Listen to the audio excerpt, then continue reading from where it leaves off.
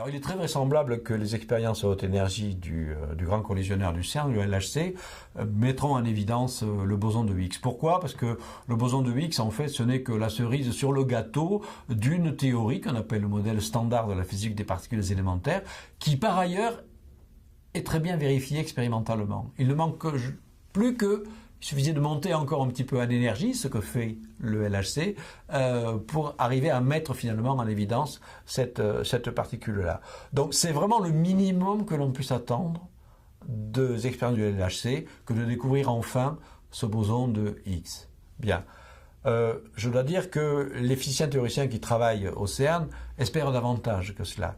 Ils espèrent que, en montant encore un petit peu plus en énergie, outre le boson de Higgs bien attendu, ils espèrent détecter de nouvelles particules qui, elles, sont attendues par une théorie qui est beaucoup moins vérifiée que la théorie standard, qu'on appelle les théories supersymétriques. Si on détecte certaines particules dites supersymétriques, on aurait à la fois le plaisir de trouver enfin des candidats pour ce qu'on appelle la matière noire non baryonique ou non atomique, qui semble représenter à peu près 25% de l'énergie de l'univers, et puis d'avoir enfin des particules qui nous mèneraient vers la théorie de la supersymétrie, qui est une première étape vers la théorie des cordes.